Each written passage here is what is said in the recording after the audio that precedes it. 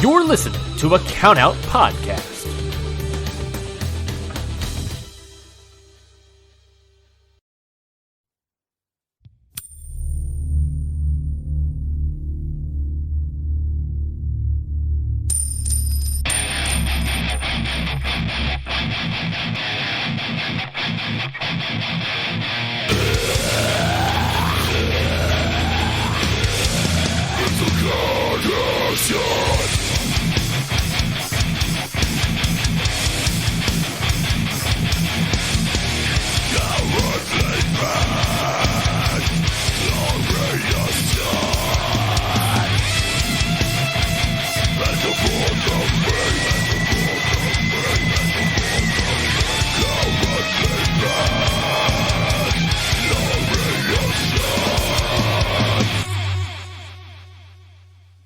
What it is, what's up, Curtis? It's time for another electrifying edition of Okada Shorts. Are you ready?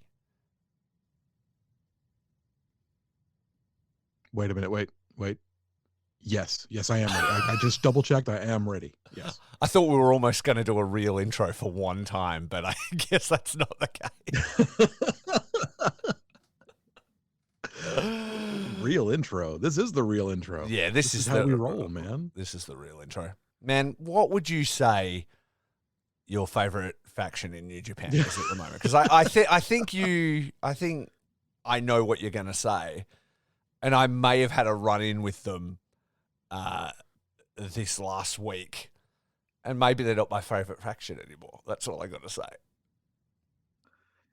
Wow, you had a run-in with just 4 guys? No. No. The hottest thing, the vibe. Okay, our show is vibes, right? Yes. Mm-hmm. And we always talk about like who we vibing with. Who I'm vibing with right now is the mighty Don't Kneel, TMDK. I fucking love that shit. The TV title match was a fucking beautiful moment in time. And I'm interested in hearing this. You say you had a run-in with TMDK. Well, a TMDK member. So I'm also all about TMDK at the moment. Loving the frontman stuff. Loving seeing Mikey and Shane in New Japan. TMDK are a Perth faction. You know, these are my people, right? You'd think. I'm a podcaster from Perth. It's very excited. I'm doing a show for Fringe World here in Perth, West Australia, and I was very fortunate to be asked to be the referee for 2 shows over 2 different nights. WrestleBrania. It's like a quiz show. Think Spicks and Specs with power slams and suplexes. It's like a fun quiz show with 2 panels about wrestling, and I'm the referee, so I'm doing the scoring and things like that. Now, of course, it's all bullshit. You know what I mean? We're trying to make it as entertaining as possible while, you know, answering all that shit. And my scoring method was Scott Steinerish at best, I guess you'd say. And it's referee's discretion. Steinerific. So, you know, something could happen, like Australian TV legend Rove McManus was on the first one, and there was one game where you have to do a promo in the voice of a wrestler and then sing a song. So it'll be like a famous song, and then he will like perform it in the voice of a wrestler, and then his panel needs to guess who the wrestler is and what the song is. And Rove McManus chose to do Rebecca Black's Friday, but as Andre the Giant. And it was unbelievable. And it's just fun, and they let it play out. They milked it. They're like, I don't quite know who it. They knew who it was. Like, and it just went for ages, and everybody's losing it. And then obviously he gets a giant bonus for doing that, and which was like an extra 1,000 points to their score and stuff. You know what I mean? I throw around numbers and I make it interesting, and I penalize people for when they don't, you know, they do a bad job, or maybe they don't impress me, or whatever. You know, I have right of way, referee's discretion. Yeah. And so on the second show, the panel involves one team's wrestler is TMDK's Damian Slater, and then the other team's panel has Harry from Survivor. So on Australian Survivor, there was this guy, Harry. Also on the same season was Grayson Waller, who's now in the WWE, NXT champion, I believe. They were both on the same season of Survivor. Both were wrestlers. Though in Survivor, his his story wasn't being a wrestler. They're like, he's an ice cream guy because it was already a wrestler, but he is a wrestler. So I'm on the panel, and immediately Slater and I got off on the wrong foot. So I get introduced last as the referee, and as I'm walking out, Damian Slater goes, well, this is what it looks like when you order Eric Rowan off Wish. Oh. Yeah. I know. And it was like, and everybody, just prior to me getting announced, the host had asked everybody for their favorite wrestling moment. So I go, ha, ha, ha, and I'm waving everybody. And I walk around and I walk up to my seat and I get to the mic and I go, hey, Jeff, don't you want to ask me what my favorite wrestling moment was? And he goes, what is your favorite wrestling moment, Rafe? And I go, it was probably when Damian Slater was immediately eliminated in the WWE Cruiserweight Classic by Chijiri. Huge pop from the audience. Oh. Damian Slater's unimpressed. And so let's just say we got off to the wrong foot, right? And so these barbs would continue. He'd turn around and he'd be like, you better get this one right, boy. And I'd be stuff like, I'm the fucking law around these parts, Slater. And they'd be like, who's your favorite faction or whatever? And somebody would be like, it's TMDK. Damian's faction. I'm like, is he even really in the faction if he's not on New Japan World? You know, things like this. You know, fun little jabs just between each other. And so anyway, at the end, one of the last questions, let's just say his team wasn't doing too well. I think the score as we headed towards the last question was the heel team, Damian's team, was on 26 points. I was on 100 points. Someone in the audience was on 100 points. The entire crowd themselves were on 300 points, and the face team was on 2,600 points, something like that. So it wasn't going too well for the heel team. Jesus. And then the last question, it was like a fun question by Jeff. He was like, and the last question in the speed round is, when is the next EPW event? Which is the company in Perth that Damo wrestles for. And he goes, I know this one. And then he plugs the event. And then Jeff goes, what's the score now, Rafe? And I went, coming absolute last on 0 points for a cheap plug bonus, Negafier, dropping him down, taking off his 26 points. Heel team, these guys. And then I think we all know what's going to happen. I come to the front of the stage to announce the face team. I'm like, the winners, the face team on 2,600, and then a low blow from behind from Damian Slater drops me like a sack of shit. I take a bump on the stage. My notes go everywhere. Fucking, I'm out. And then he grabs the mic. He's like, I'm sick of this fucking motherfucker, and all you people need to recognize that I know. And then Harry jumps to my defense, puts Damo in a sleeper, and fucking knocks him out. Fucking puts him out cold. I am revived. I announce the face team and I limp off, and everybody goes off happy. Right, so it was a great time.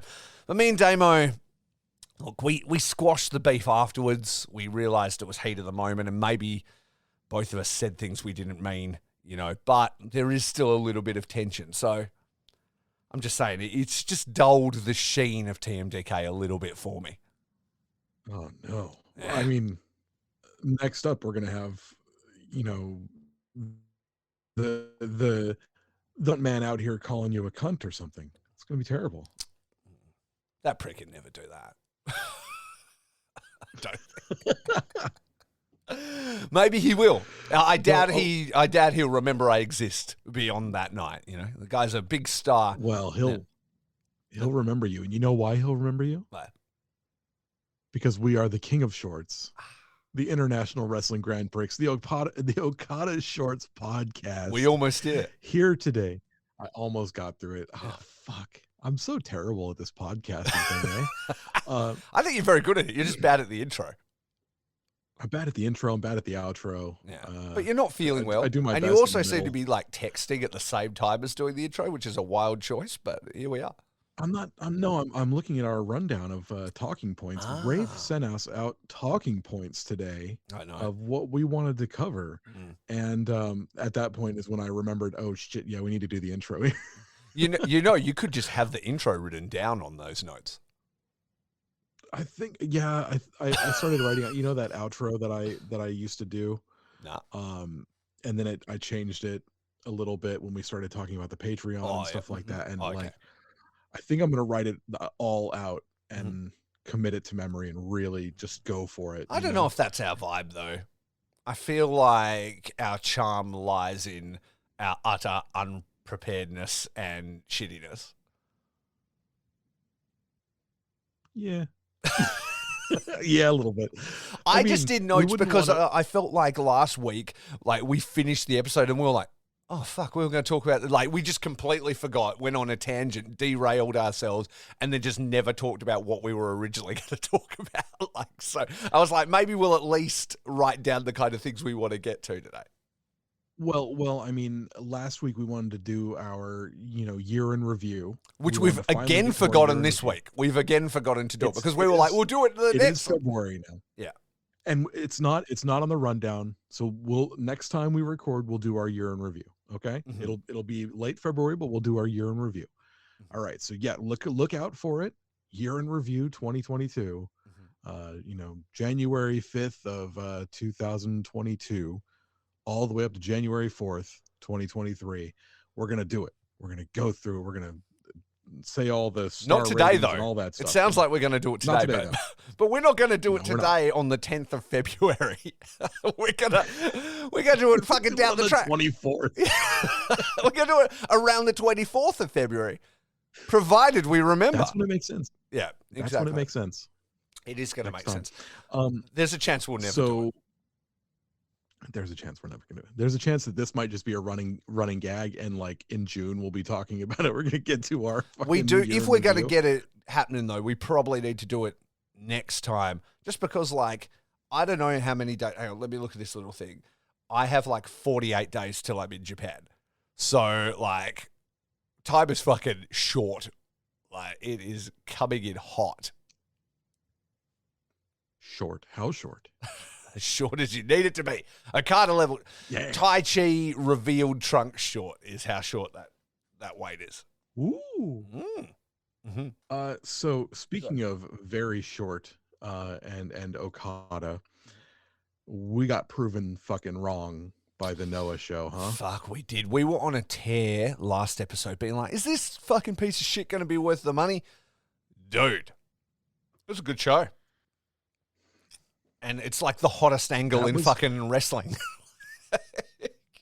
Yeah, immediately, like, everyone's like, we're going to finally get a big crossover event. We're going to Kaito Kiyomiya and Okada and all these. Like, yeah, man, we're going to take our L and fucking hang our hats on that because, we were wrong. We wanted to know if it was going to be worth it. We didn't think it would.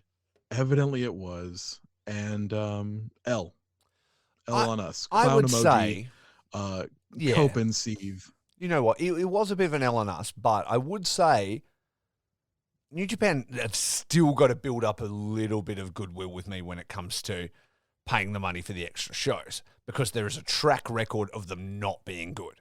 Yeah, so this was, and that's awesome. And crossover was, but I need to see a few things. Maybe Battle in the Valley's got good production value. Maybe a few other things. You know what I'm saying? Like, before we're throwing around extra money and stuff, I kind of need to know that that's now the standard. Like, if it slides back and you're seeing, like, B-level strong style footage and things like that, then I'm not going to be impressed or willing to do it. But it sounds like the model's changing anyway, right? Like, when it comes to American stuff anyway, it sounds like they're going to be doing it as a pay-per-view thing, but then if you don't want to pay for it, it just gets released in chunks on New Japan World following up to it, yeah? I mean, I understand why they're doing it, and I apologize for whatever I said about how it might not be worth it. I should have known better. It was worth it last year. We had it was good times. It was worth even more this year. It's all cool. It's fine. I'm sorry.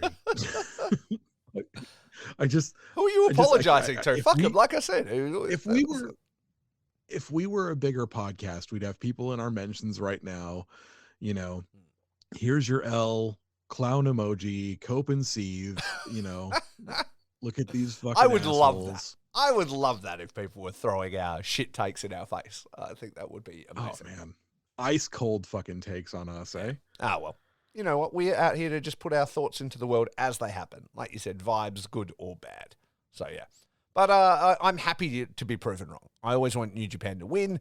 I always want good wrestling to watch. That angle was hot as fuck. It was awesome. There was some great matches.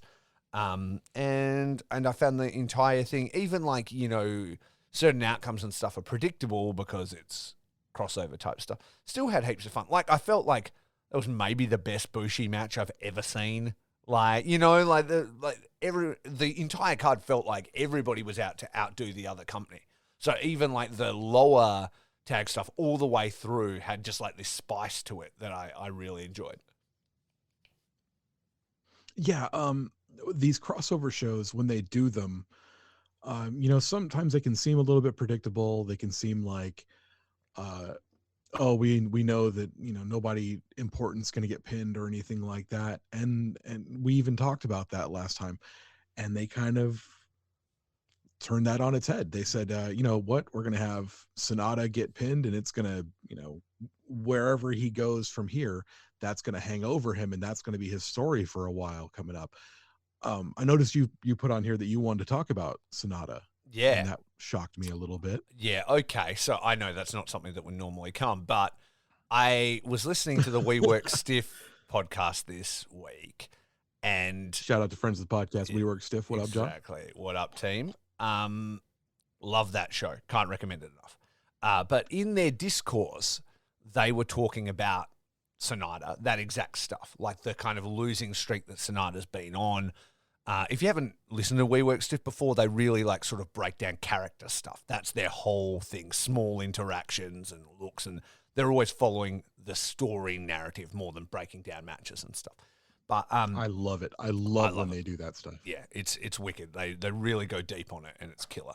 And in their kind of thing, they've been talking about the ongoing storyline of Sonata, the kind of sort of dissension that he's slowly been having with LIJ, and his losing streak, and him, you know, saying things like, you know, I need to change or become something else or be my best self or whatever. And then they were like, maybe come this, you know, Keiji Muto is a huge figure in Sonata's life and a mentor and stuff like that. We're about to go to Keiji Muto's retirement show. Naito has him in the main event. Is there an opportunity here where we see Naito disrespecting, you know, Keiji in a way that Sonata does not approve of, and he gets involved, and we see, you know, him turn from LIJ? Would also be a great way for Muto to not lose his last match, which I think he would fucking be about, if I'm honest, because brother's out here working at the moment. He's in wheelchairs. He's like, I don't know if I'm going to be able to do my last match because I've got a sore leg and a back and a thing. Like, every excuse in the world to like lay down in his last match. But maybe they shoot some kind of angle, or maybe it's coming not far off and it's the reason for it. And then they're like, is there the potential here for us to see Sonata win the New Japan Cup? And the moment those words left their fucking lips, traveled into a microphone, traveled through all the wires, into my fucking Bluetooth and out of my fucking speakers, I messaged Josh and I was like, don't you put that fucking juju into the world. I'm going to Sakura Genesis. I do not need a fucking Sonata Okada main event at the fucking Ryogoku Hall. I'm taking friends. Don't put that evil on me. Don't put that evil on me. I'm fucking traveling across the world. I've convinced friends to not do other things to go to this fucking show because I'm like, it is going to be banging and a great thing to go to. And if that's the main event, I'm going to be shuffling them out the fucking doors before it even starts. Like, I have seen the chemistry between Okada and Sonata, and unless there is a drastic change from Sonata, it's not something I need to see in person. I noticed that we both have our dogs in our lap right now. It's We- dog cast today. We do. Mochi and Frankie, friends across the world. Or you can hear Moch licking my microphone. I can hear Mochi licking the microphone. Anyway, You hear Frankie so snoring. I think you would agree with me, but that's not exactly the sizzling main event that I would be looking for at Sakura Genesis. No, it's not. It's not very sexy. It's not No. very sexy at all. It's the opposite of sexy. Pants. I mean, for it's that. sexy Pants for in that they are both two sexy men, but it's not sexy as in the wrestling would be as stale as fuck. Unless Sonata Maybe a changes different sort of everything about himself. Sonata. Mm. Yeah, it's a different sort of Sonata. Maybe we'll see the great Sano or something like that, and it'll be Sonata's like Great Muda version of himself. Maybe. I don't know. If I see a Paradise Lock, I'm fucking... You see the clips of like when they're fucking in the hall setting the pillows on fire and throwing them into the ring? That'd be fucking me. Solo just running around the fucking place trying to burn the ring down. Just like a Paradise Lock that somehow turns into a money clip. And then you just hear Rafe going, "Oh God!" Let's burn this fucker down. Like, you just... As I just start up a rebellion in the fucking stands. Yeah, no, that's too much to deal with. That would be really bad. It's too much to deal with. So I'm yeah, already, don't we're put giving that. it too much air. We're fucking speaking it into reality. So I don't want to talk about it anymore. Like they're checking the fucking, the internet stats and the algorithms and stuff and being like, there's a lot of discourse on social media about Sonata at the moment. Guess the fans love him. It's New Japan Cup winner. yeah, they love. Yeah. We don't actually speak English. We have people who will speak English, but we don't want to subject them to this fucking podcast. Yeah, We'll just hear that they keep saying Sonata. Good or bad, that works. For the record, though, I love Sonata. I love everybody on the New Japan roster. I just don't want to see him in the main event of Sakura Genesis when I'm there in the house. But, hey, maybe this we were fucking wrong about not. Maybe it turns around. Fucking Sonata pulls the hottest angle in wrestling since fucking Okada and Kiyomiya. And then everybody's talking about how Sonata's like the new fucking coolest guy in New Japan, Maybe changes up his moveset. I don't know what happens, but yeah. Before we... Well, let's... but I was going to say, before we go into anything else, please. is there anything else? Because, I mean, a bit of time has passed, but is there anything else you want to say about that interaction on the Noah show? Because I feel like it's one of the, if not the hottest angles in wrestling going now. And the entire interaction was just so fucking cool and brought out a side of Okada we've never seen. And the intensity between both guys was like, this is how you do this shit. Like, I just feel like Yes. we need to just touch on it a little bit. It's cooled down a bit now. Obviously, it's been like a couple of weeks, but it's still a very real, thing. Yeah, they said that who was it? Someone on the internet on Twitter had said that was Togi Makabe's craziest way to get out of taking a bump in a nothing tag team match. That's fucking not incorrect. Yeah, no, it was so weird seeing Okada just lit up like that. Like normally he's very workmanlike. Yeah. He's, ready to go. He'll get excited, he'll get, animated, but he's never pissed off. Yeah. That was a side of Okada that you just don't see, He's the top of the mountain. He doesn't need to get fucking angry. People come to him. Yeah. And he was just like, I'm gonna fuck you up, little man. Yeah. And it was so wild to see. You see that switch yeah, no, flip it in was- him, right? Like when fucking Kiyomiya finally has enough. He's over on the ring. He's been disrespected. He wanted to start against Okada. Okada's not having it. And he's been disrespecting him for like a year since their first one, just little barbs and shit in the media. Like, who's Noah? I don't follow that. I only follow big time shit. Then he won't face him. And then he's got him in the lock with his back to him. So he's not even looking at him. And then then Kiyomiya gets it, and he's like, you know what, fuck this motherfucker, and gets in there and gives him a couple of kicks, and Okada's just ignoring him, not even looking at him, and then he just goes, fuck this dude, and just kicks him in the face as hard as he fucking can. And you see Okada go, oh, yep. And then he fucking sees the blood, and he's like, this boy about to get it. And then he fucking goes ballistic. Yep. He's like, my beautiful face. Nobody makes me bleed my own blood. Yeah, oh my Nobody God. makes me bleed my own blood. It was wild. Yeah. It was. No one makes me bleed my own blood. That's exactly what happened. And then the shots he was throwing on him and stuff. And then it was also how you do a pull apart. Like, I've seen thousands of fucking pull aparts, in WWE and things like that over the years, but it just felt like way more intense. And then like there's a few parts where Okada's like, yep, no, you're right, I'm going to walk this way. And then just fucking runs around the ring and fucking comes around and drop kicks him in the head and shit. And then when they're finally pulled apart and, Kiyomiya gets on the microphone and he's like, we're going to have a match and blah, blah, blah. And then Okada doesn't even have a mic and he's just yelling and he's just got this like laughing look on his face. Like, if you've been in a real fight or like something like that happens and you see it all the time and you've been punched and you're kind of like laughing, but you're angry and you're like, no, fuck you. Like, I'm not giving you anything. Like, yeah, it was just, and then the footage backstage where they're trying to film him, he slaps a camera out of a dude's hand and stuff.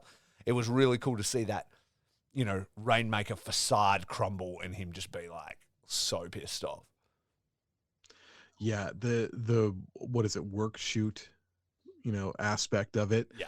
Like people were like, oh, was that real? Yeah. Like, did he just Ricky Choshu that motherfucker? Yeah. Like, it's so crazy to see like how we all know what professional wrestling is. Yeah.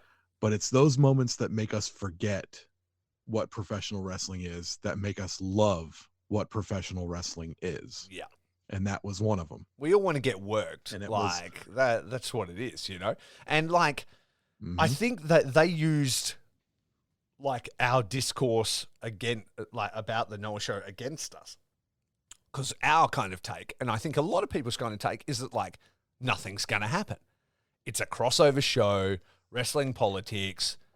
No one's taking a fucking L, it'll just be by the numbers. And to be fair, whenever these things happen, that's normally how it fucking goes. And that's really sort of how it went on the first Noah crossover show. So then they used it against us. They're like, oh, everybody's, there's a bit of tension and blah, blah, blah. And you're like, yeah, whatever. And then like when the tension was really there, you're like, oh, yo, this is what this could be. And it's really cool. And I honestly don't know how far they're going to take it.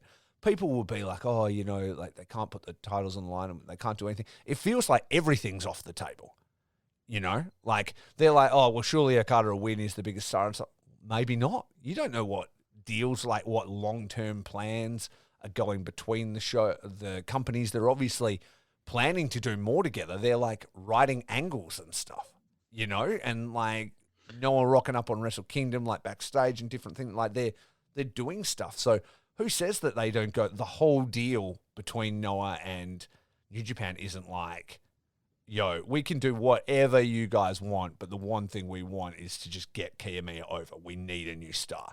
And if it's not going to fucking hurt Okada to lose to Kiyomiya at like a Noah show. Like what does it matter? Like, so imagine if that happens, like even if it's not for titles or whatever, but like that makes Kiyomiya's career.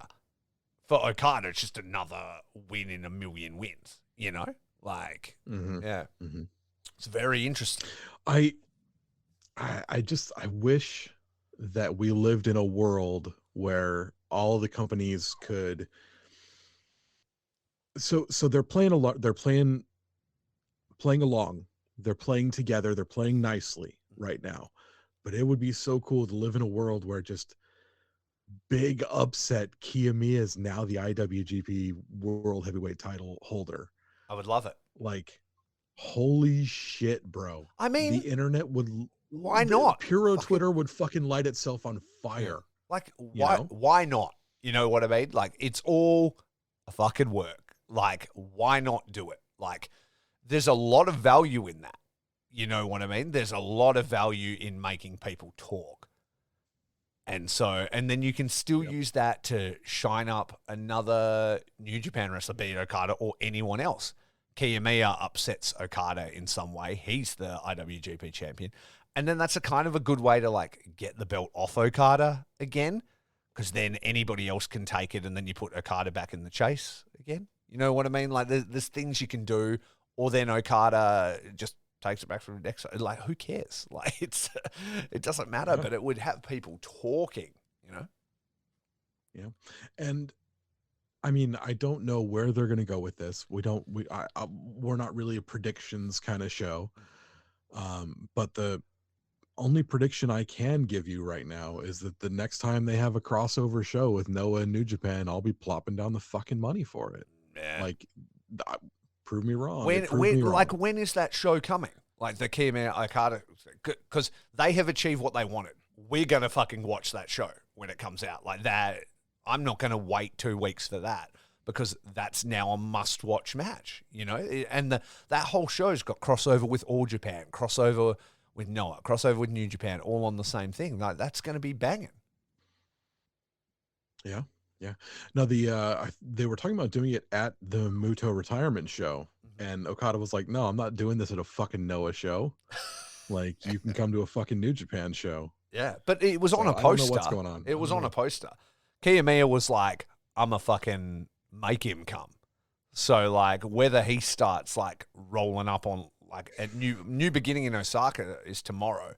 Whether he rolls up again, like. He's like, I'm just going to piss him off until he comes. Like, fuck. That's so cool. That's so fucking cool, man. It's so cool. Oh, God. Kiyomiya's bad, dude. He is. But yeah, do you, we probably can't find it quickly. When is this show? I want to fucking see it. How do I find it? I'm not good at the Noah and, you know, KG Muto retirement. When? Show me. Dome. Full card. February 21st. I think it's February 21st. It's very soon. Yeah. Is it Last Love? Bye-bye, Last Love? Yeah. Show me the fucking lineup. Show it to me. Okay. Where is it? Reveal your secrets. Yeah, exactly. This is Riveting Radio. Is this it? No, this ain't fucking it, bro. This ain't it, bro. I don't know. He's had 50 fucking retirement matches. It's not my responsibility. Is it grand final? I don't fucking know. Tell me. Retirement match. Yes. It's February 23rd is Last Love. And that is the one where the final 2 matches are Okada versus Kiyomiya and KG Muto versus Tetsuya Naito. So yeah, there's some shit going down, man. There's some shit going down. I wonder if they're actually, like, now that they've started advertising that match, I guess it would be kind of shitty to pull Okada from it now, but that's not a title match, is it? Does not say. I would think not. But hey, you never know. You never know. I would be severely, really surprised if they put their title online and, like, you know, on the line in like is it even a Noah show? You know what I mean? It's like a KG Muto show. But hey, you never know what'll happen. But it all it's the Tokyo Dome. Yeah, and it speaks to like Okada's fucking vibe, right? You know what I mean? Him being like, I don't care if it's announced. I'm not going. I don't give a fuck. So we will see. Yeah. I wonder if they do have him show up at which is it, Osaka tomorrow? Yes, it is Osaka tomorrow, which I'm devastated about because I was looking forward to watching it live, and I've just been informed by my wife that I have to go to a thing, and I'm like, can I not do the thing and instead do this? So we'll see. I think I have to go though. Fuck. Well, prayers up to you, bro. Yeah, I'll just go into full media blackout and then watch it when I get home, I think. Guess so. I will not be able to watch it live either because I will be in Wales. That's right. But we'll talk about that a little bit more on Drop Your Shorts. Yes. Which is our Patreon exclusive show. Exactly. Where we don't talk about New Japan and we talk about anything else. Yep. That's where we talk about everything like dogs. So we've got Osaka coming up. Do you want to talk about Osaka first, or do you want to talk about what happened in Sapporo? Let's just quickly give an overview of Sapporo, just because the New Beginning shows were really fun. You know, I don't think we need to get into all the details, but I do think there were a couple of good matches there, and would really recommend people check out those, especially Tai Chi and Osprey. I really love that. Um, I've made a note on our thing that just says 3 crown bomb, because I'm not really one to like go back. I don't really know all my 4-pillar history and things like that. But I had not seen that particular move before, and it was fucking hardcore, man.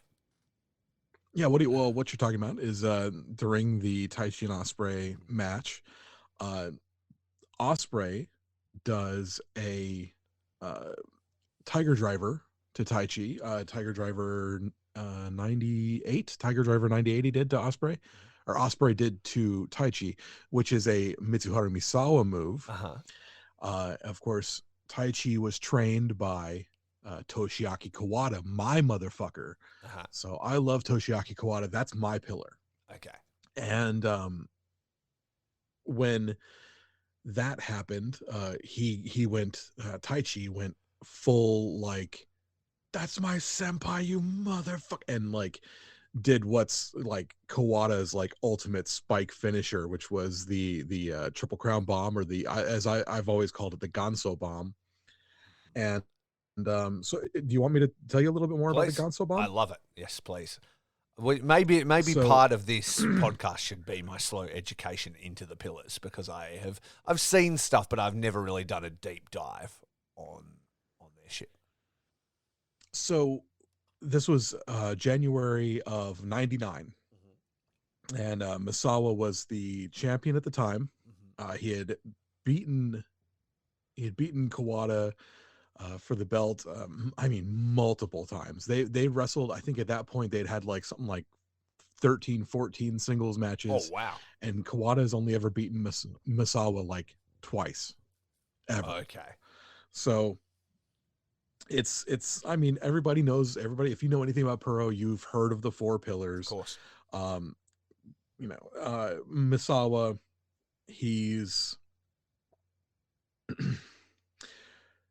just got Kawada's number. Okay.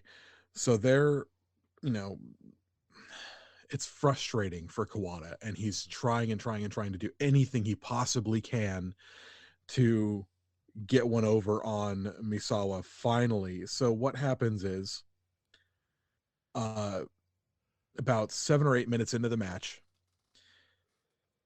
Misawa tries to fight out of like it's a rear waist lock. And Kawada just turns around and spinning back fist Misawa right in the fucking face. Yeah. And in doing so, Kawada breaks his arm. Oh, just breaks his arm right over. Yeah, breaks his like arm shoot over. Breaks his arm. Shoot breaks his arm. Oh my god! Breaks his. It was his ulna, which is a bone in the forearm. Yeah. And like it's subtle. It's there, right? Like, you know, these guys, wrestlers, are insane. They will go through fucking anything. Kevin Nash filmed a movie after he got stabbed.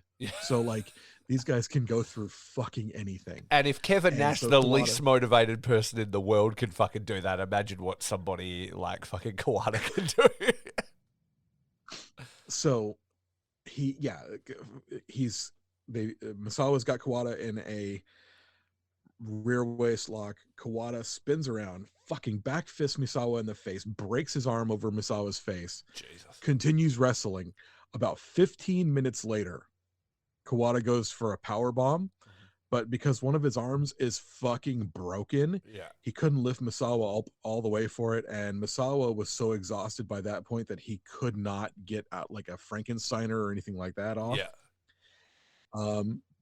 So, I mean, like, it just kind of happened. Kawada, like, drops to his knees, and Misawa gets dropped directly onto his fucking, like, his head.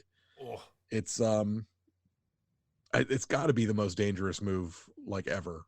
Yeah. Like that and like the burning hammer, I guess, Yeah. if done improperly, could end people's lives. Yeah. Um, So it yeah, started as a it's just a botch. nasty.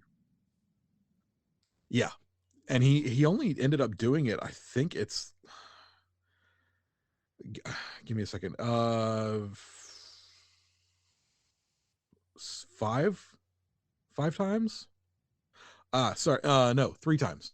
Three Three times times. is he's only ever used the he only ever used it three times, and he never actually won a match with it, which is pretty fucked.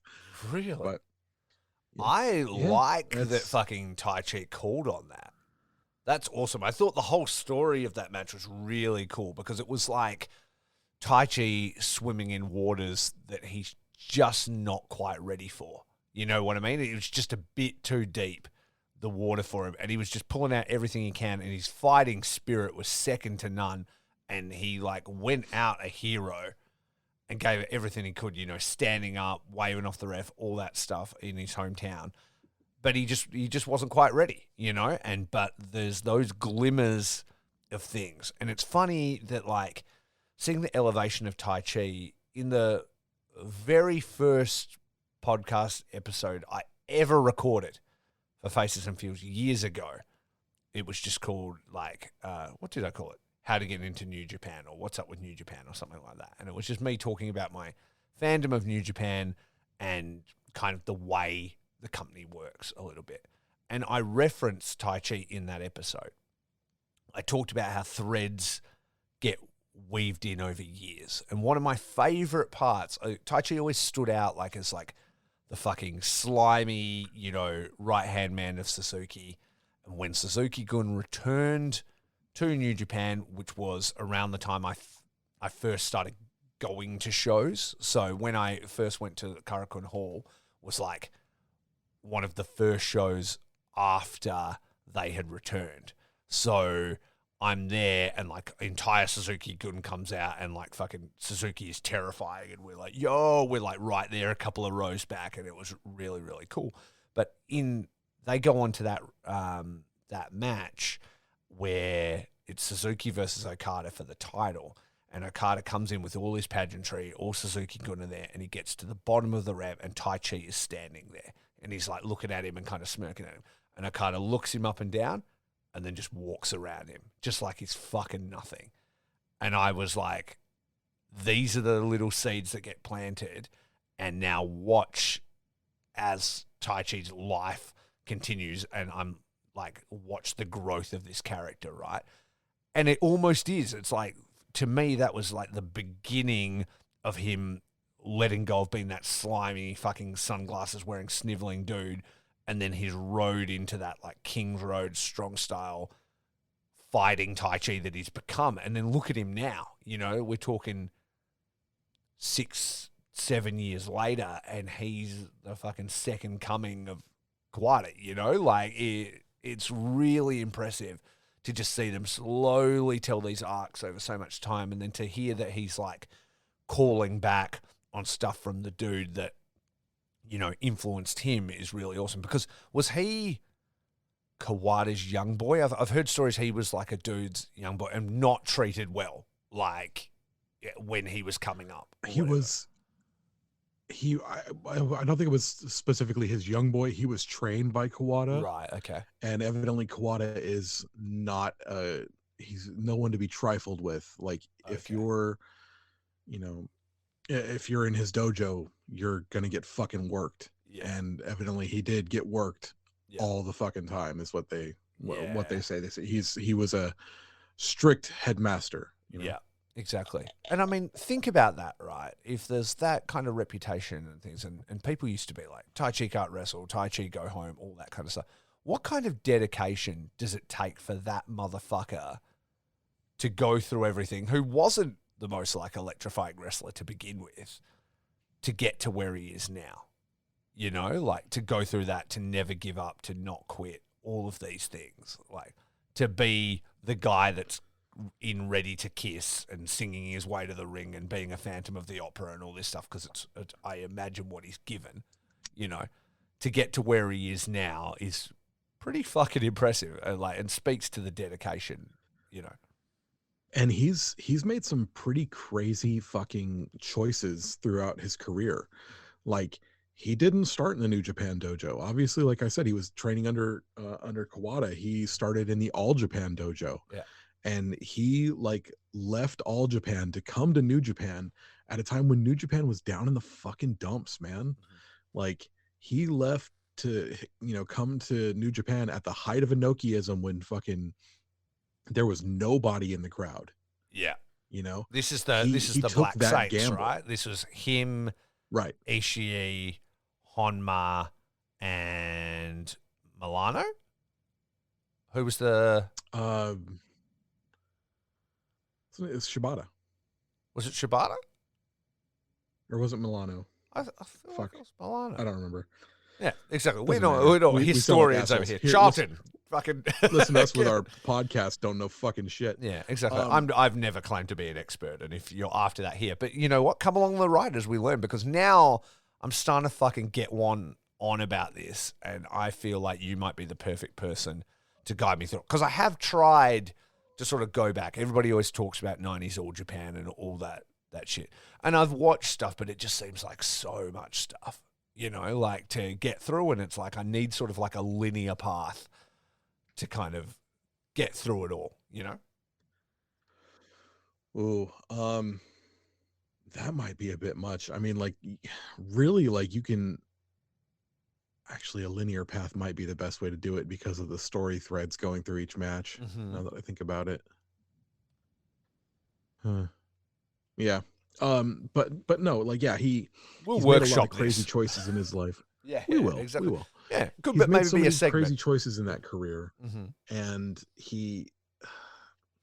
leaving All Japan to come to New Japan when New Japan was down in the dumps.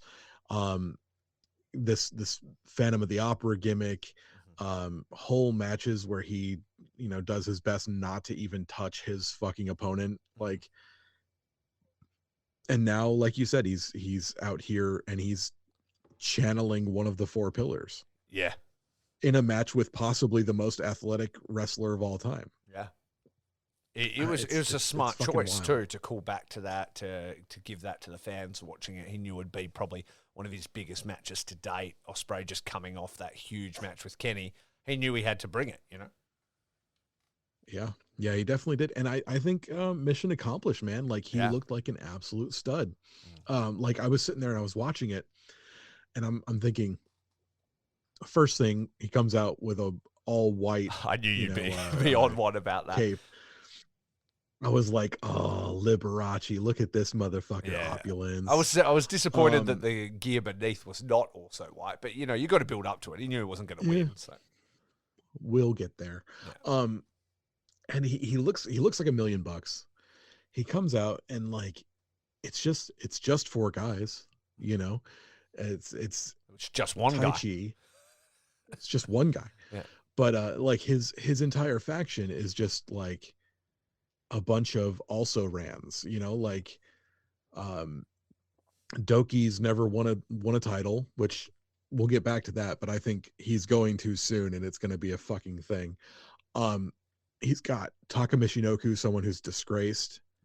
He's got Yoshinobu Kanemaru, who is fucking fantastic, who is an absolute stud, but he's over the hill. Yeah. And then he comes out and he could just be like lower mid card curtain jerk guy, and no, he comes out and he looks like a fucking stud. Yeah. He looks like he could be the dude who challenges for Okada for the title next. Like, absolutely. If he had won that match, I would not I wouldn't even bat an eye. If Okada's there and he's, talking about how he's just defeated Shingo Takagi and he's looking for his next opponent and out wanders fucking Taichi. Like, he wouldn't look out of place. He wouldn't look out of place. I don't think he's I don't think he's quite elevated himself where you'd say he's in the conversation to actually win that belt yet, but he's definitely in the upper mid, lower high challenger status for real. And I don't think there's any reason he couldn't hold any of the other belts at all. Yep.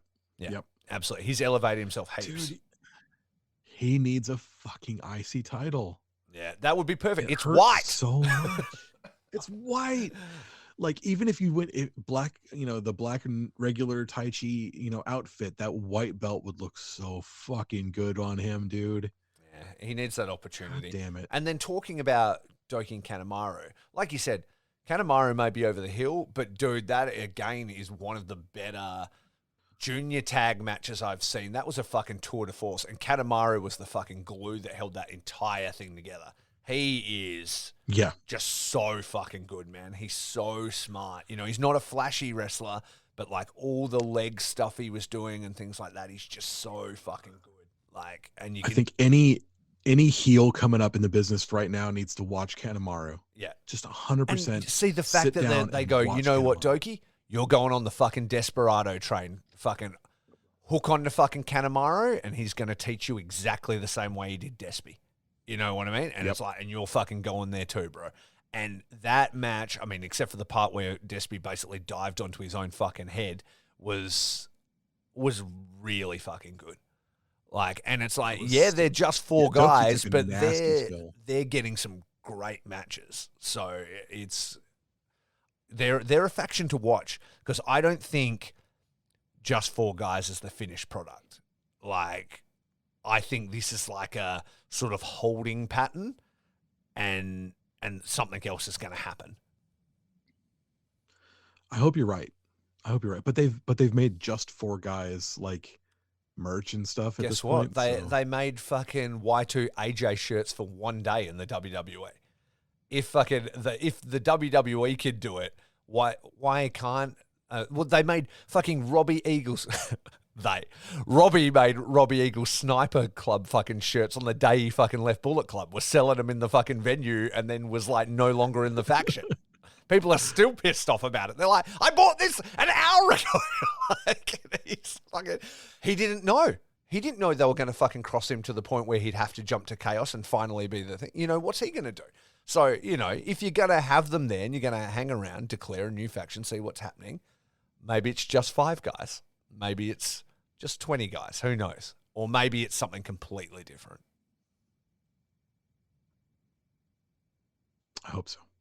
I hope so too. I hope that this is the clay that they're molded into, like the beginning clay from which the statue emerges. Yeah, exactly right. I hope that's what it is. Yeah.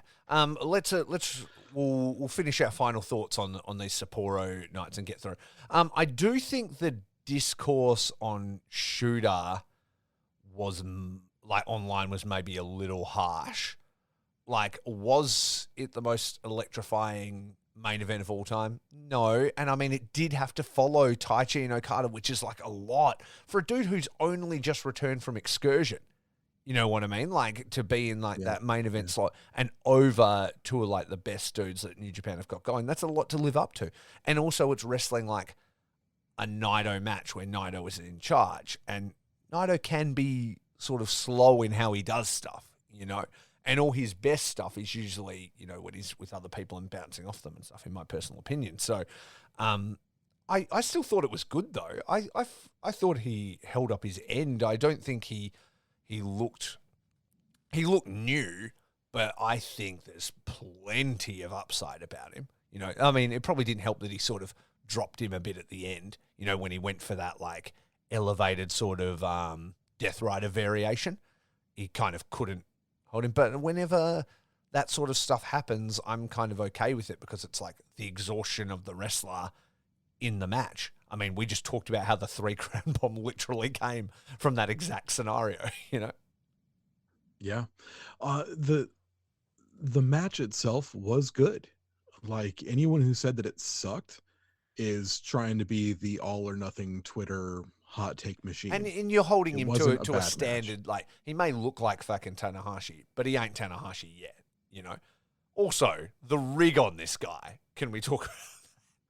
I have a photo on this wall of me next to him when he's a little baby in a bar in Tokyo, and to see who he is now is unbelievable. Like, the transformation that kid's gone through. Absolutely. And it's so funny because he was over here during the pandemic, and he was he was like, he must have been eating the fucking English food that I'm eating, because he was looking puffy, you Yeah. know. Yeah. And then like you see him now, and he's just like, no, I'm still Shooter. Hold on, ripped. And you know, like, I felt like it was no night and big day. deal. I felt like I seen him. I'm like, okay, yeah, he's kind of looking okay, just like a wrestler, you know, young lion, whatever. And the next minute, he's like the fucking most jacked fucking dude. And I'm like, what has this kid been eating? / what's his workout regime looking like? Because he's Oh, he was fucking he was hanging with Will while he was over here. ah. Will was showing him the Yeah, ways. because Will always references that trainer. He's got a friend that's a trainer that he swears by who like helps him plan all his meals and training and stuff like that. And so, yeah, he probably put him on that plan because Will has sort of come down a little bit. You know, when he first like really became heavy, he was fucking big. And then he's sort of backed off a little bit now. Shooter looks like he's on that initial Will diet, like the fucking Yeah. the unit diet. Yeah. Oh well, it paid Yeah, off. he's an absolute, he is fucking country strong right now. He's just huge. Boy's yoked. So Exactly. yeah, no, I like Shooter. I think he's great. Yeah. Um that was it the main event?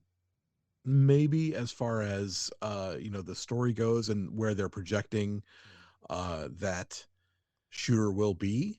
Yeah. But I mean, they were carrying that story on commentary, right? They're like, he's fallen short, but it's far from the end of the race. And, you know, he tried to stand in this main event spot with Naito and he couldn't really hold it up. And so, you know, that's the story they're telling. And I like that because sometimes when everybody just wins everything straight away, it's not exciting. So I think it's fine.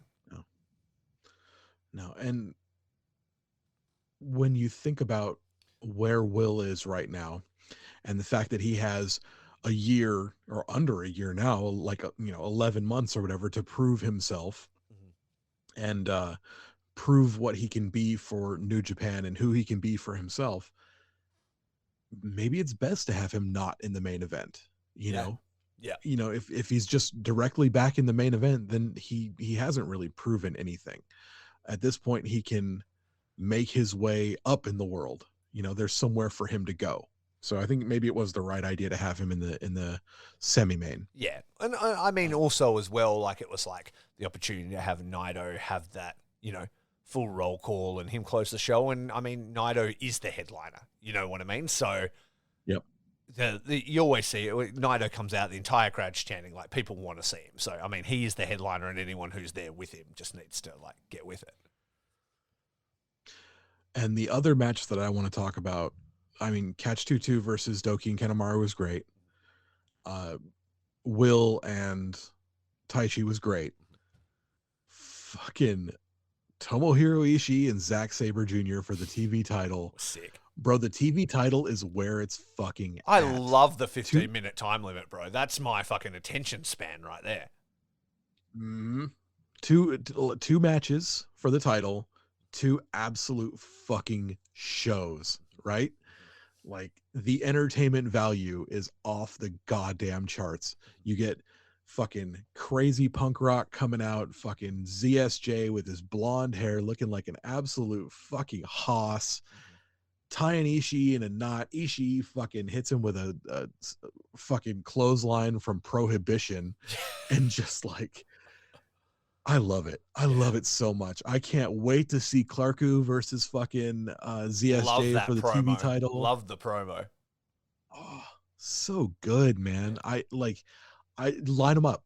Yeah. Line them up. Who wants a shot at ZSJ for this fucking title? Yeah. I will be there, bro. Yeah, yeah. I love what Clark's doing in that promo and stuff. His personality was just all over that thing. You know what I mean? Like, that's what you want to be doing for a promo. And it's just like, he's just done it himself, so DIY, fucking let's go. And I think they're going to be awesome together. So, yeah, I'm really looking forward to that. Notable mention, I did like TMDK versus Bishamon as well. I thought that was really cool. I think Mikey and Shane are going to be awesome there. I kind of thought they were going to win, but I don't think that story is finished yet.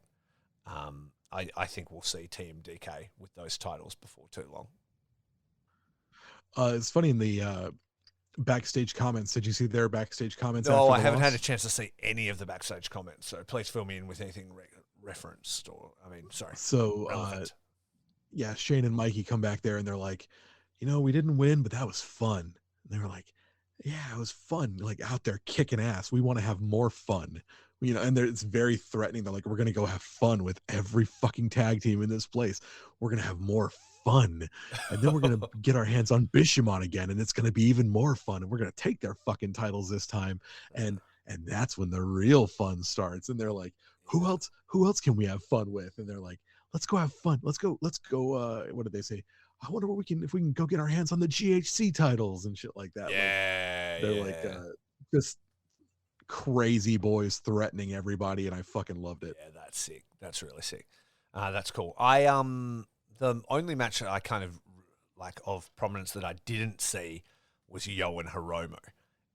Is it worth me turning it on? You're literally yawning right now, and so that I've been up since 5:30 in the morning, and it is now 12:30 at night. Yeah. No, yes, it was good. But you might be disappointed in it. I know you're not a fan of Yo, and I know that you want to see something else from Hiromu. You want to see like Hiromu reach another level, or I don't know, just something. He's just been a little bit flat for me because it's kind of been the same for a while. So he's just kind of like was the least interesting option for me to win the title at Wrestle Kingdom. And then I'm not I was almost like, I kind of hope Yo wins just so something different happens. Like was sort of where I was at with it. But how was it?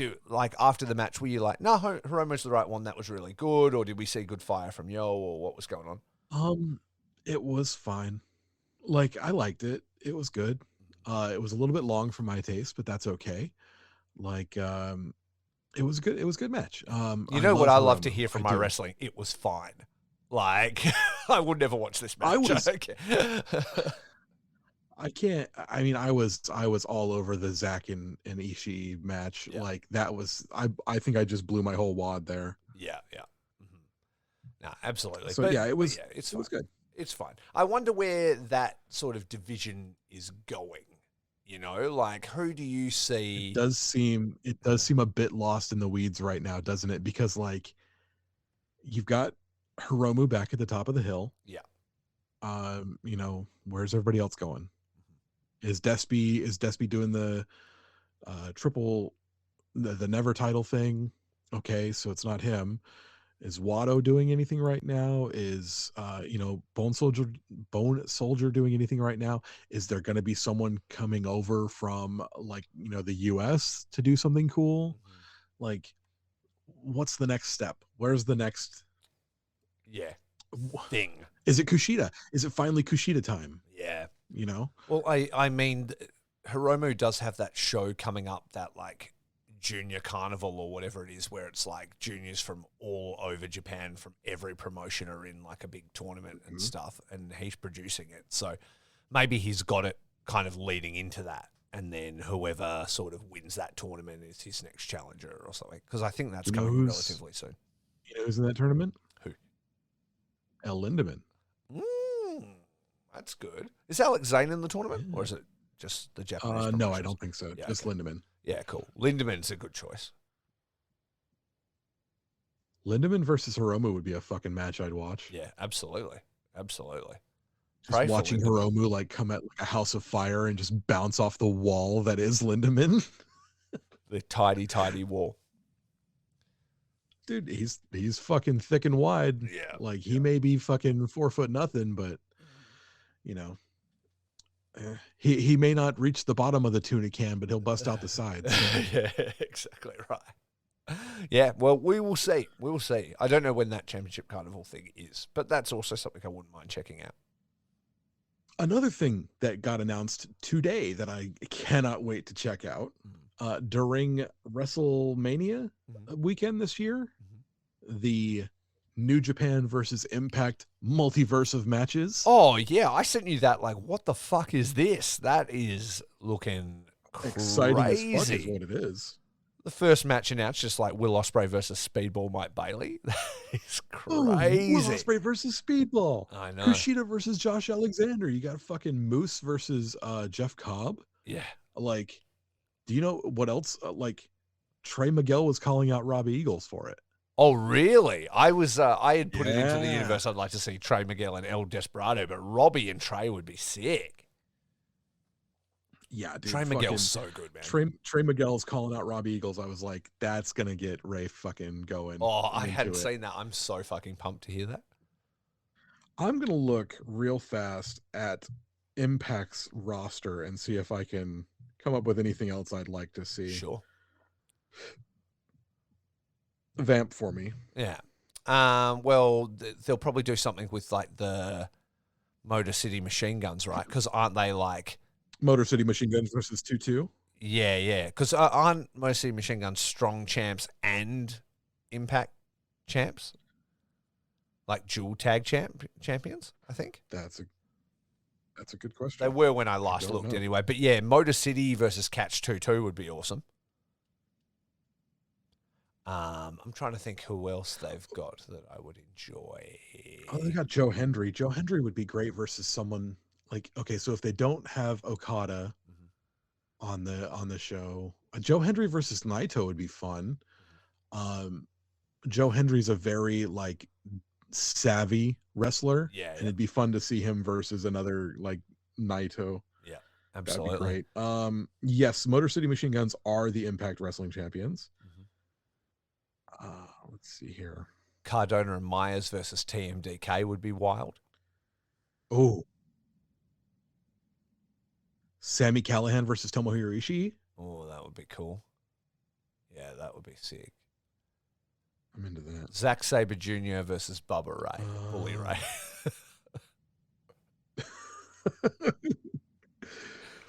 I don't know if he'd be able to tie Bully Ray in as many knots. He's a big man. I don't know the Impact roster well enough. Why don't we get something like Jordan Grace versus Kyrie for the women's title? That'd be a thing. Yeah, that would be a thing. When's Battle in the Valley? Because Masha's in Impact, dude. Yeah. Masha Slamovich versus Kyrie. There we go. Yeah. Depending when Battle in the Valley is, though, Mercedes may even be the champion by then. Oh, that's true. Yeah. That's very true. But you could do multiple women's matches would be cool. And you could also do like a Mercedes versus Jordan. You could, really, yes. Or Marsha would be dope as well. Technically, like Yuya is on excursion in Impact. Yeah. So we might be able to see Yuya on this. Yeah, and which team does he fall on? Yeah, so there's lots of fun stuff there. Yeah, where's your heart lie, buddy? Where's your heart lie? I mean, that'd be Japan, cool, obviously, but but yeah, there's some cool stuff in there for sure. So yeah, I'm pumped for that. I woke up to that news and I was like, what the fuck is going on? Like, this is crazy. Dude, have you seen like because last year it was like the Speedball show during Collective, right? Yeah. So like Speedball came out and did like 9 different matches over like 6 days or whatever, and fucking had a time. Dude, his week in Collective this year, it's something like 28 hours. He's got a match with Kota Ibushi, Will Ospreay, and El Hijo de Vikingo. Jesus Christ. That's some in athletic like 28 shit. hours. Oh my God. He's going to die. Yeah. If you're listening to this and you haven't seen Speedball Mike Bailey before, he's crazy. Dude's nuts. I fucking love that guy. When you're a like shoot martial artist, I think that it gives you a certain level of ability and fitness. Badassery. Yeah. Exactly. I can see that. All right. So should we preview this show that we got coming up tomorrow? Yeah. What's on the Sapporo show? That's the big one, isn't it? Osaka. Yep. Osaka tomorrow. New beginning in Osaka from the Osaka Prefectural Gymnasium.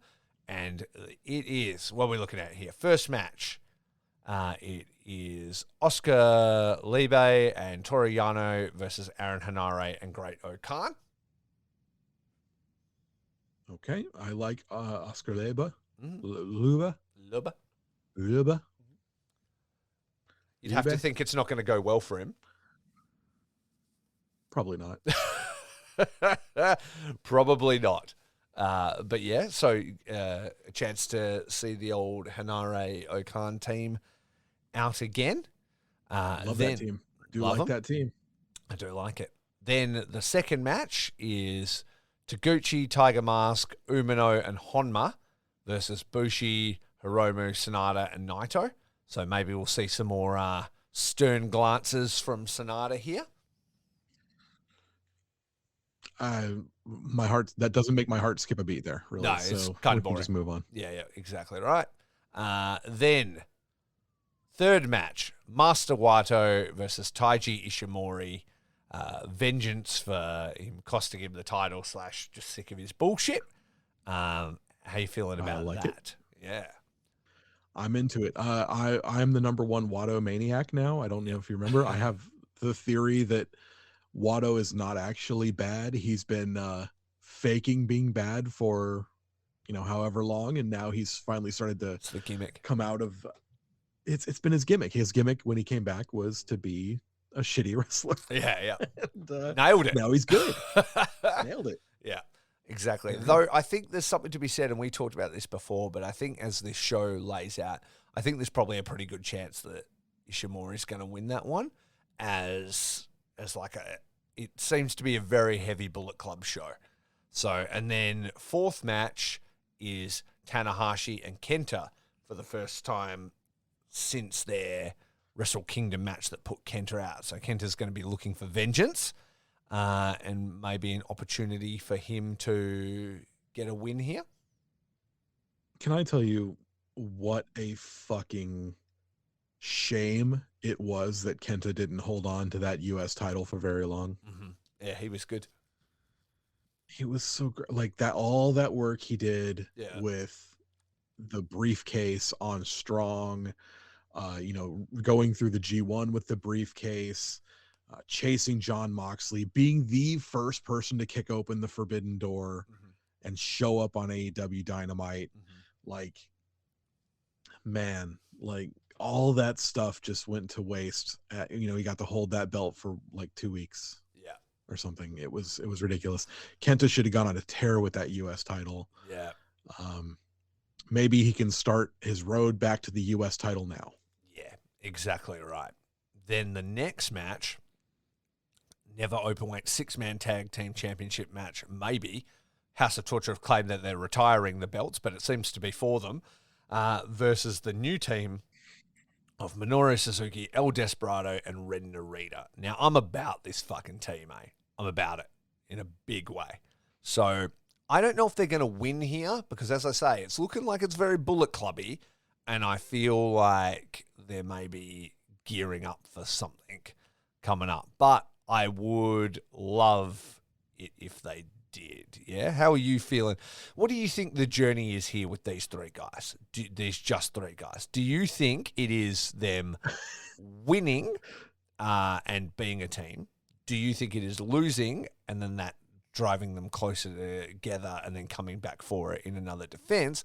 Or do you think they lose, they fall apart through conflict, and we're heading towards like Narita versus Suzuki? It's either option 2 or option 3. I don't think they're going to win. The thing is, like Narita's been saying in post-match pressers, like he remembers getting his ass kicked by Suzuki as a young lion. He remembers catching, elbows and stiff kicks for no reason. He remembers all that shit, and he doesn't quite trust Suzuki. So maybe, they have a match where things fall apart and they don't actually win, but that drives them together.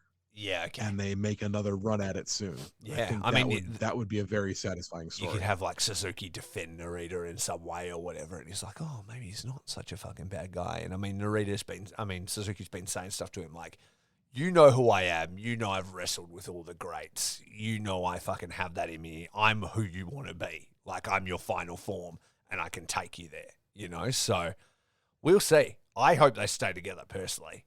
Like, I think there's a road to go. I don't think Narita's necessarily ready to be like a fully formed dude on his own.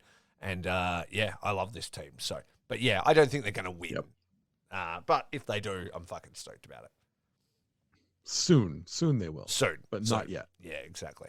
Then, 6th match, loser leaves Japan. Now, it's very interesting that this isn't like a, higher on the card, I would say.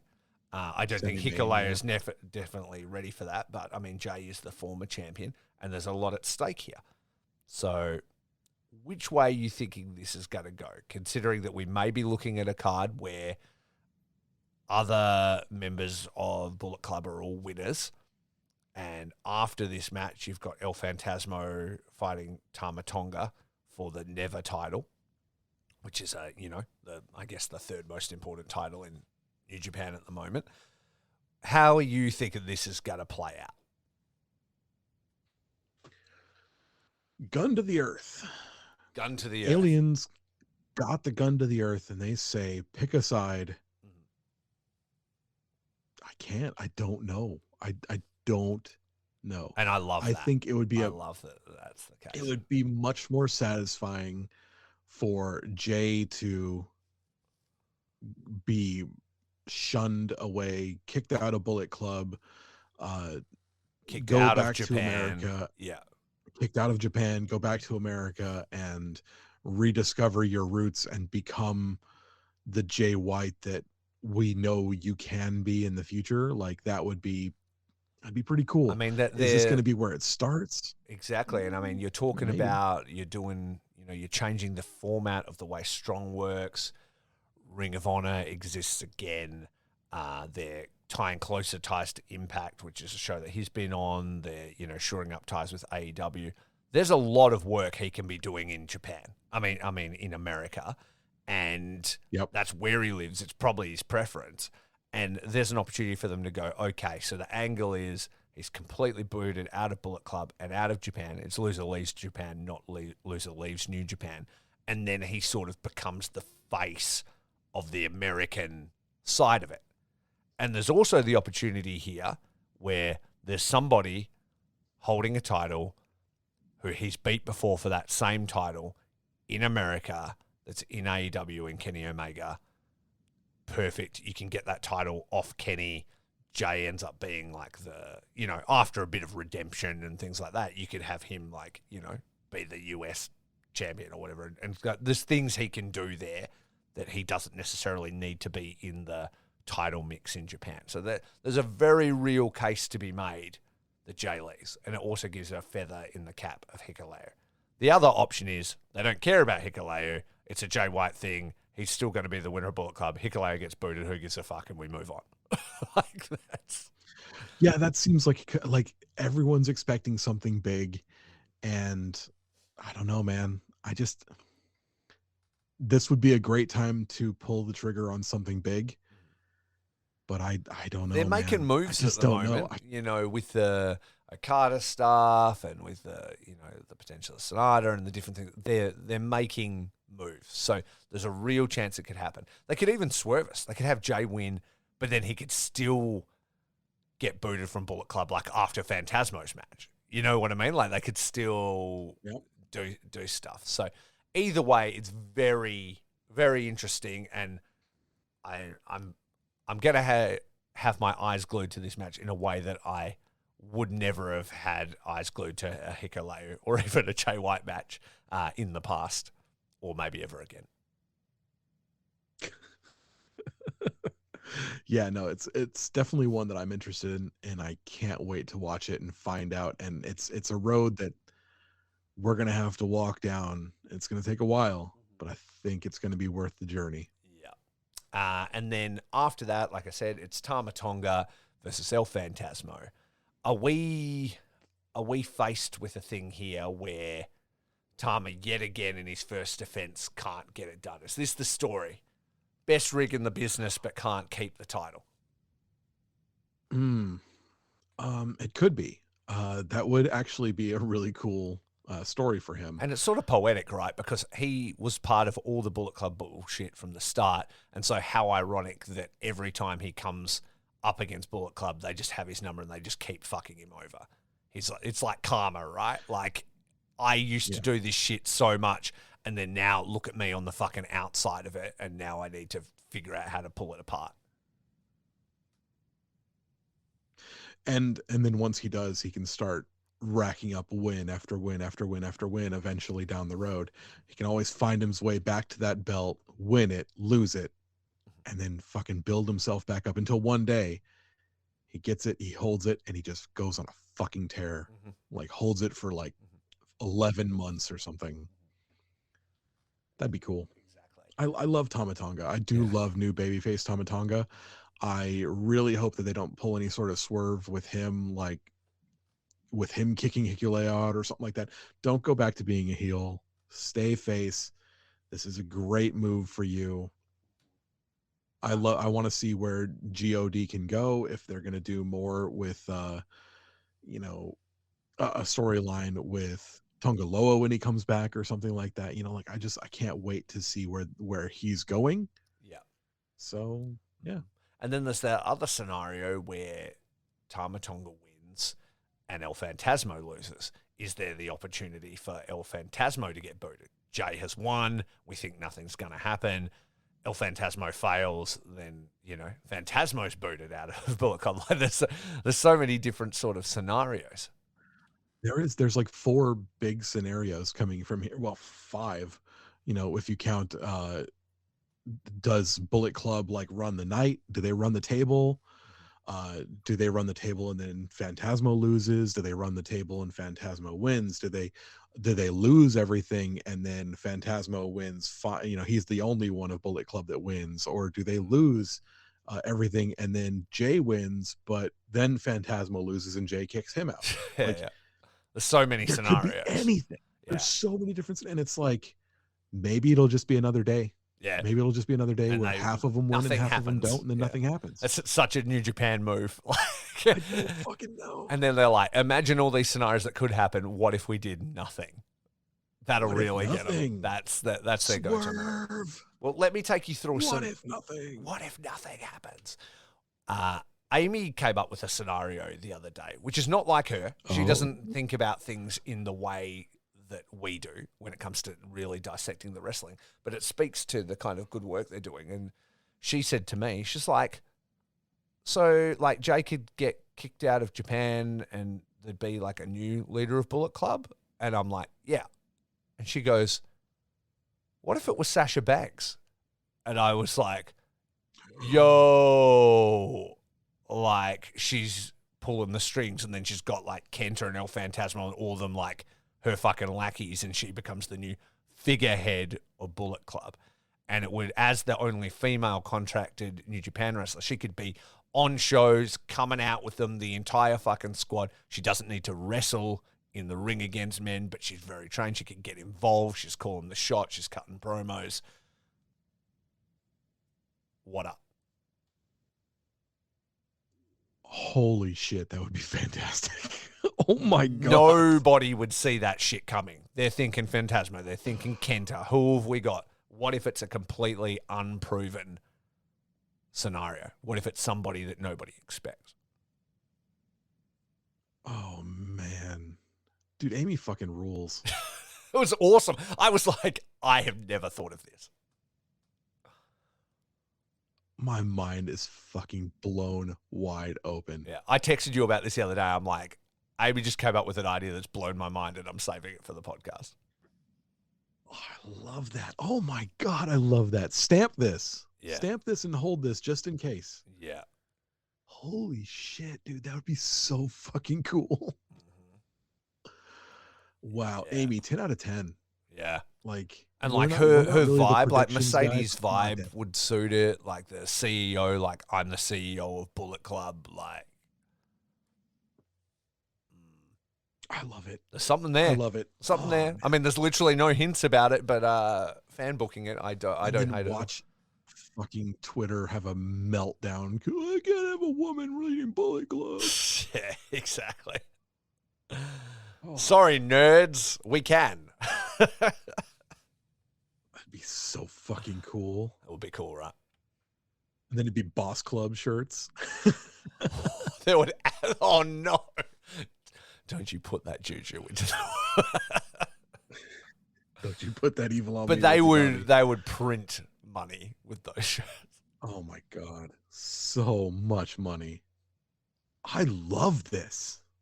I love this. And if that happens now, then when Battle in the Valley happens, you've got Bullet Club Mercedes versus Kyrie. And so then there's some bullshit and blah, blah, blah, protects Kyrie. Like, you know what I mean? Like, set some shit up. I love it. I dig Start it, a man. Stardom Bullet Club faction as well. Oh, they're talking about Stardom United Empire faction. There you go. You know what I mean? They can start to blend in some of the factions a little bit. Bullet Club, United Empire. Just 4 girls?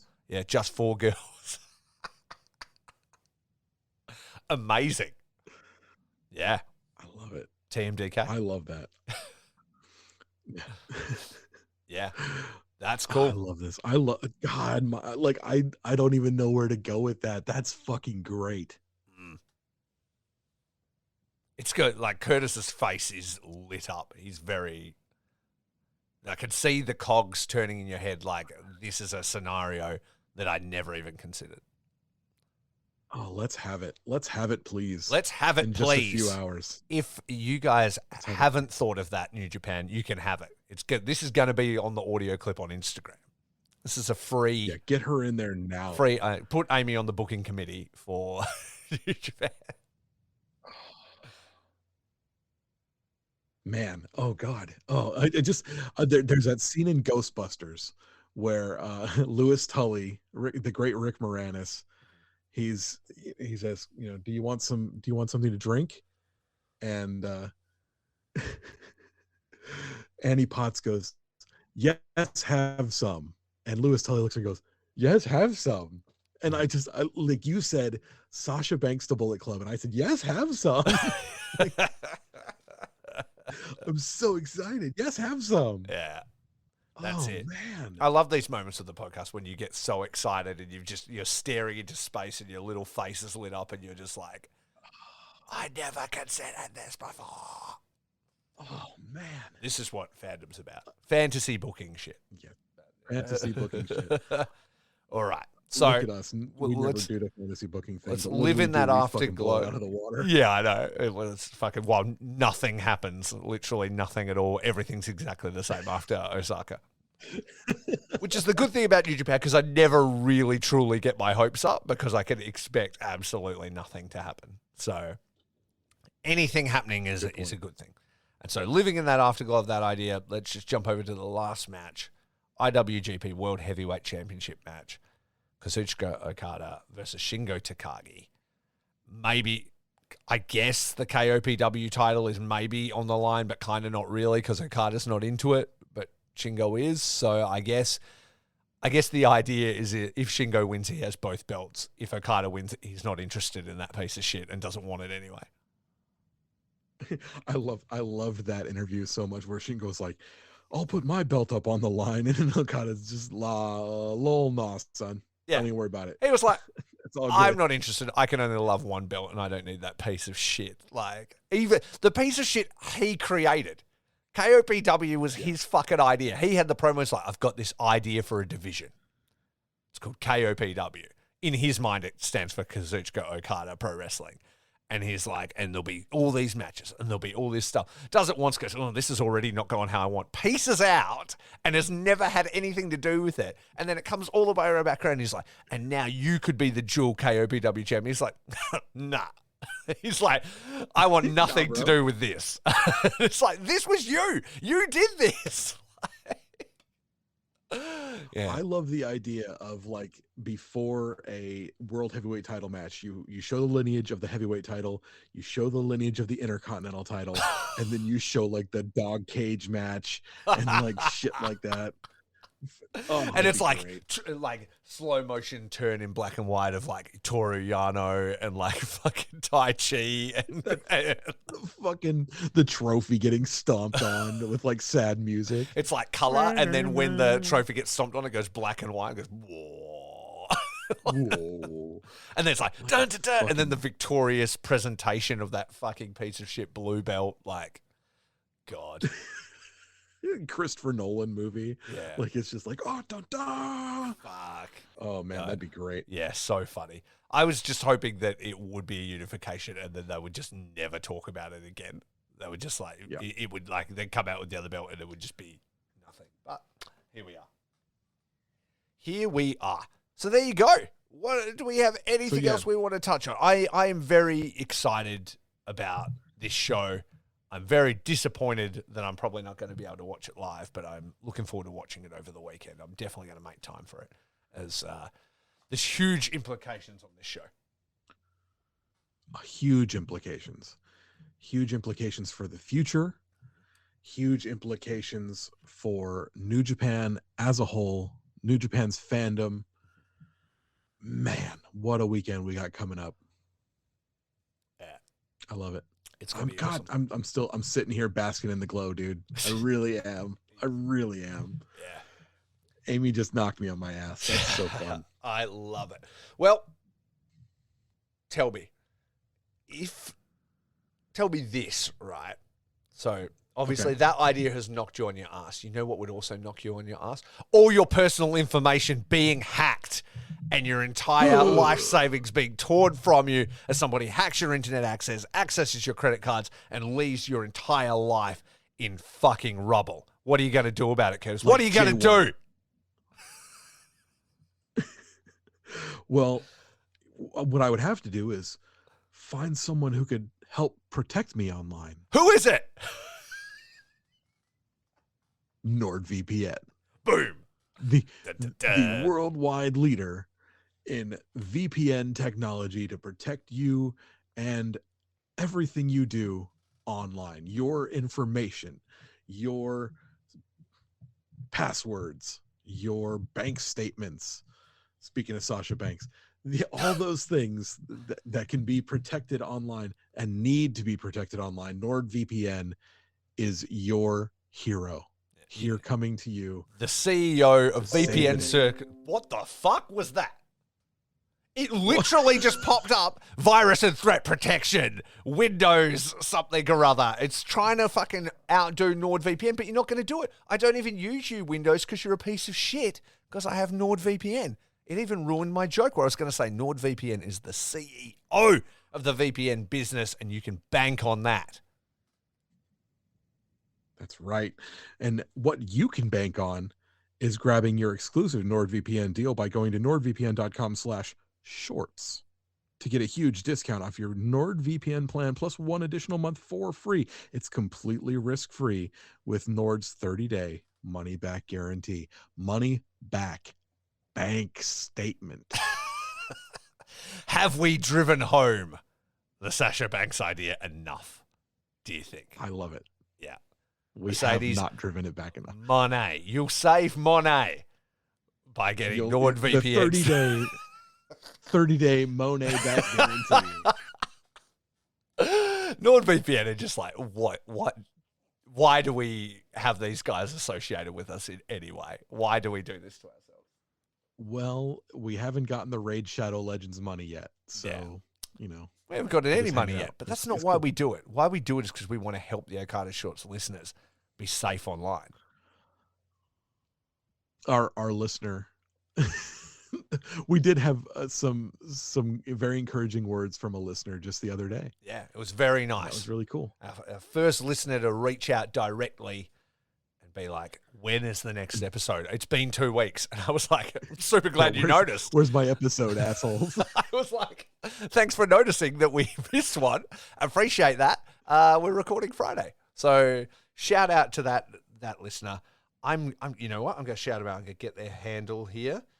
And we are going to... I know exactly who it was. It's the Positive Pro Wrestling fan. It's the dude who makes the amazing action figures. Is it?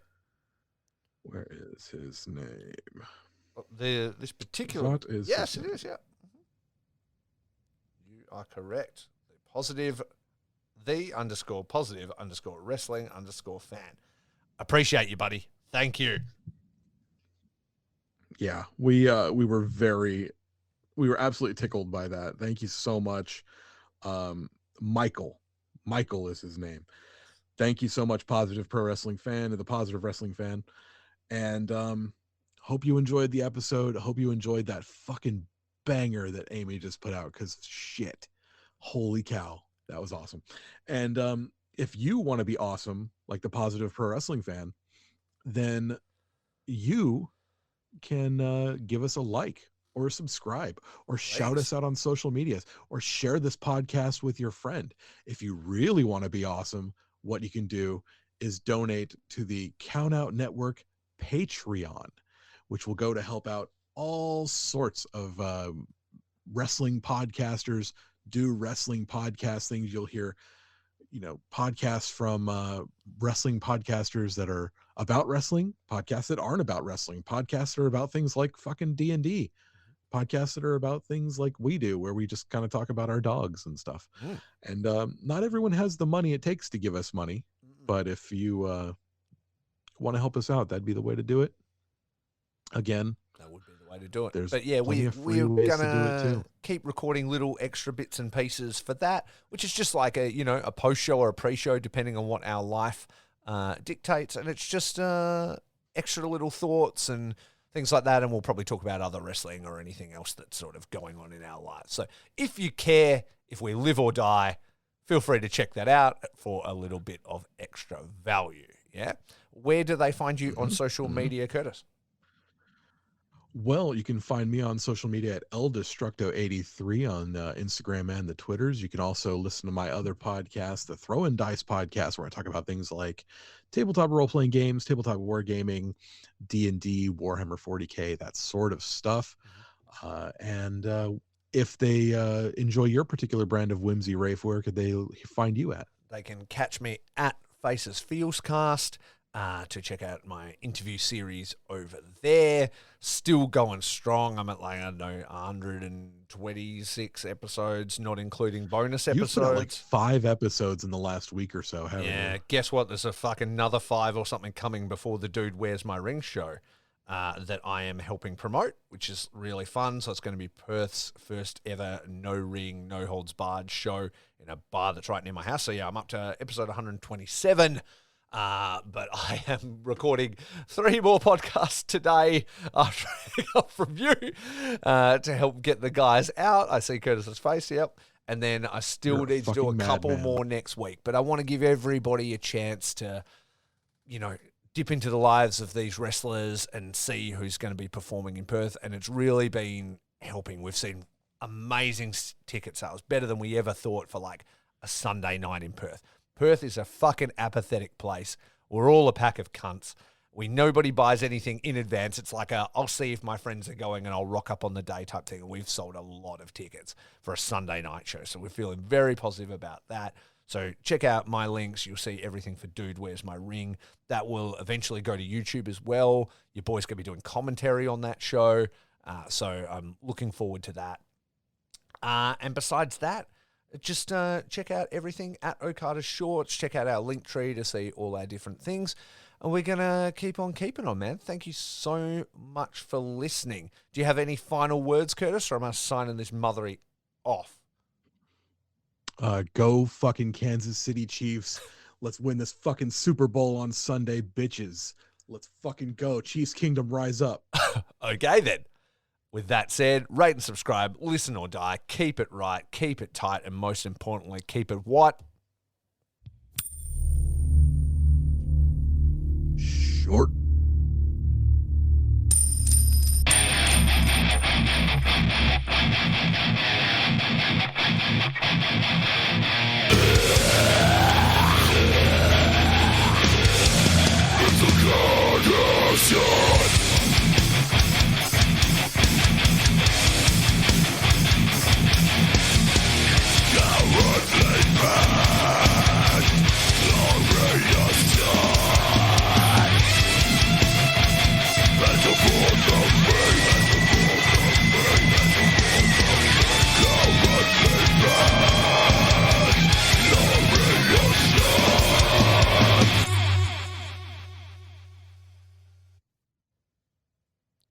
Hi guys, this is Lauren, your proud host of Your Dose of Death. Just give me a little quick tune in to make sure to listen to Your Dose of Death. Each and every single episode, I provide a different lens into the world of deathmatch, whether it be wrestlers, content creators, or anyone in between.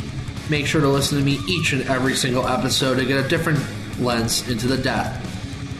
And please, make sure to listen to Your Dose of Death. This has been a Count Out Podcast.